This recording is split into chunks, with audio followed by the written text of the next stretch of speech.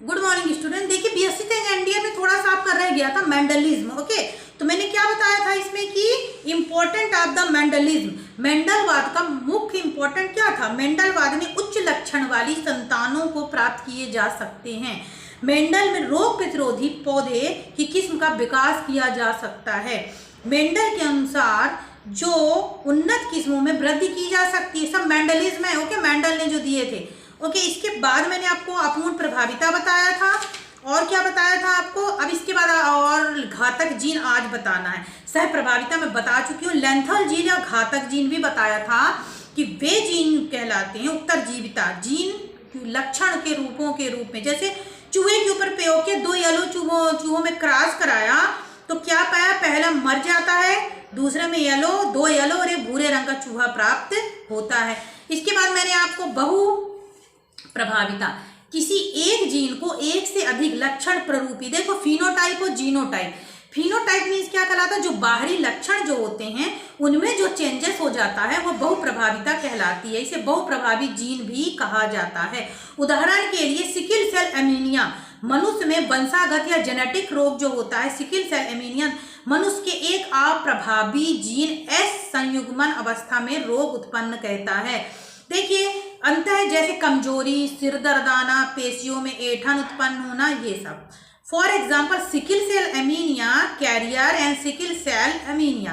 Career हो गया, दोनों के बीच फर्टिलाइजेशन क्रॉस कराया जाएगा। 1/4 नॉर्मल प्राप्त होंगे, 1/2 कैरियर होंगे एंड रिसीवर द होमो जो आएगा 1/2 normal and the yearly in life.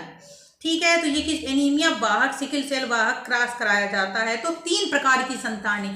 सीधा संपल आपको समझ में आ जाएगा कि सिकिल सेल कैरियर यानी 2 एनीमिया वाहक अथवा सिकिल सेल वाहक के बीच क्रॉस कराएंगे तो 3 प्रकार की संतानें प्राप्त, विषम युग्मी वाहक, समयुग्मी वाहक, सेल युक्त है और क्रमशः 1:2:1 प्राप्त होगा। यानी 2 वाहक प्राप्त होंगी और एक क्या होंगी अपन को प्राप्त होंगी, एक विषम युग्मी और संयुग्मी होगी।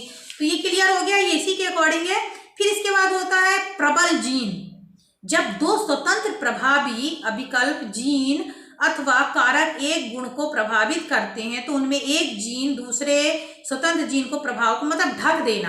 प्रबल, जो स्ट्रांग होगा वो सो होगा, जो मजबूत आदमी होगा वो आगे रहेगा और जो गरीब होगा वो दब जाएगा। तो इसी प्रकार इसमें क्या बताया कि 2 जीन होंगे तो जो प्रबल जीन होगा वो कमजोर जीन के प्रभाव को ढक देता है। इसी को प्रबलता भी कहते हैं, परिघटनाओं को प्रबलता कहते हैं।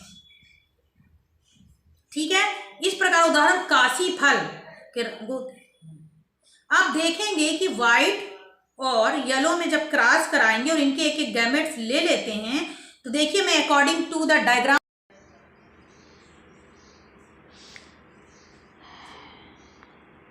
आप देख पा रहे होंगे कि व्हाइट एंड येलो 2 हैं, गैमेट्स ले लेते हैं। हम देखेंगे कि जब दोनों में क्रॉस फर्टिलाइजेशन, देखिए फर्स्ट गैमेट्स लिया तो क्रॉस कराएंगे तो हमको जो क्रॉस हो रहा है आप देख रहे हैं white white white white. Okay, 1 2 3 4 5 6 7 8 9 10 11 12 white और 3 येलो और 1 ग्रीन प्राप्त, यानी 12:3:1 प्राप्त होता है। ये देखें आप, दिखाई दे रहा होगा आपको, देख लें।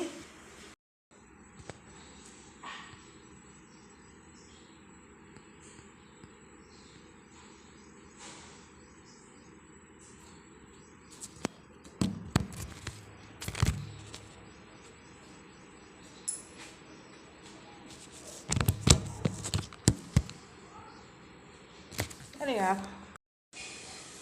ठीक है, तो आपको मैंने ये जो बता दिया जिससे आपको समझ में आ जाएगा कि जो आप क्रॉस कराया गया तो 12:3 और 3:1 ग्रीन प्राप्त होता है। इसके बाद होता पूरक जीन।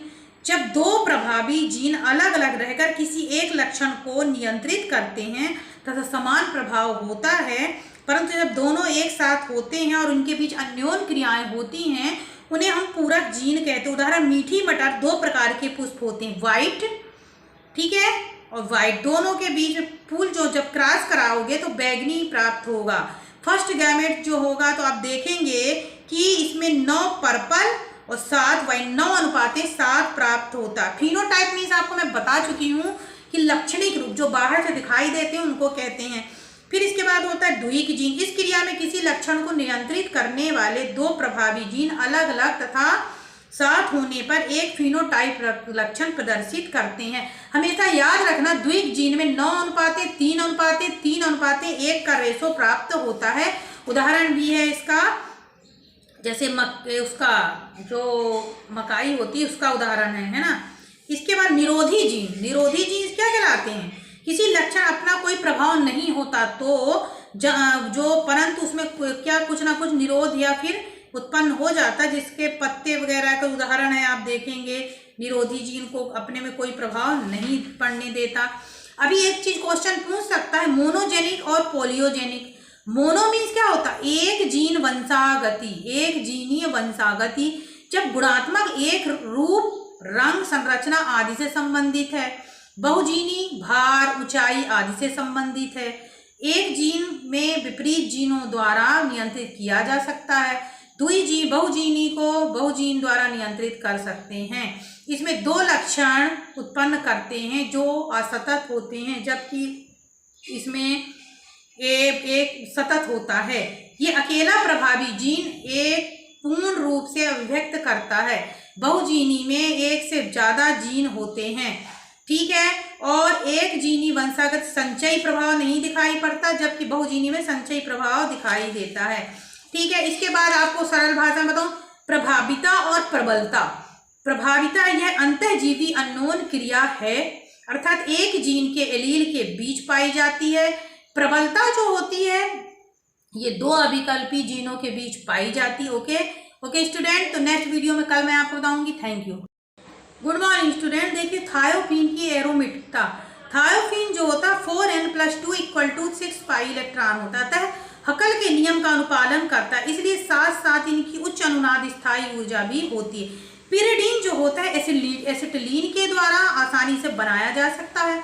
पिरिडीन जो होता है एक एरोमेटिक लक्षण जैसा व्यवहार करता है, अपने अधिकांश रासायनिक गुणों में बेंजीन के समानता दर्शाता है।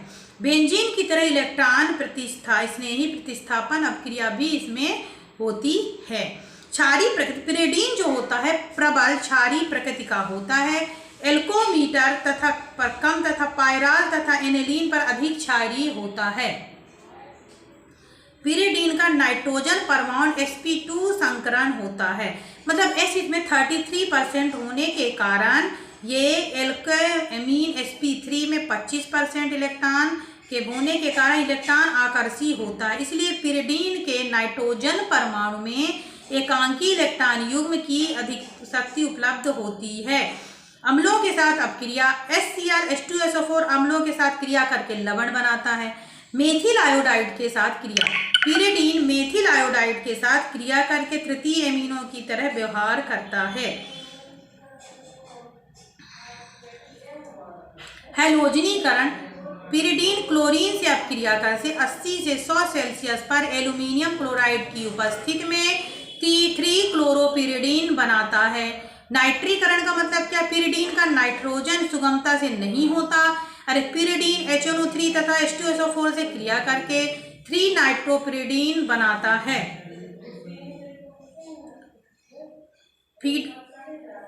फीडल क्राफ्ट अपक्रिया। पिरिडीन में फीडल क्राफ्ट अपक्रिया नहीं होती। इसका कारण यह है कि अपक्रिया प्रयुक्त उत्प्रेरक लुईस अम्ल की पिरिडीन अपक्रिया पिरिडीन आयन बना देता है, जिसके फलस्वरूप इलेक्ट्रॉन को आकर्षित हो जाते हैं। नाभिकीय स्नेही अपक्रियाएं भी होती हैं।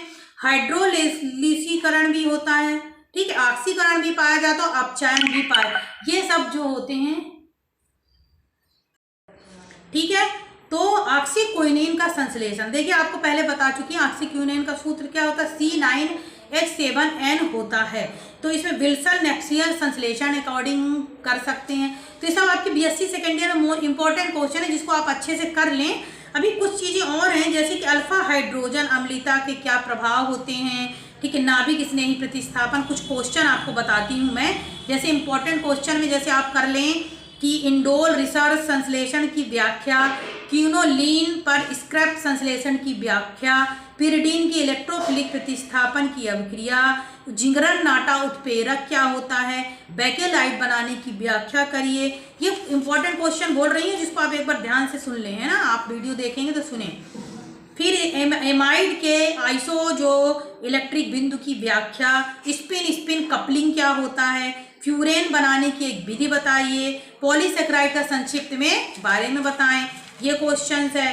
देन इसके बाद पूछ सकता है ग्रिग्नार्ड अभिकर्मक इज द मोस्ट इंपॉर्टेंट है।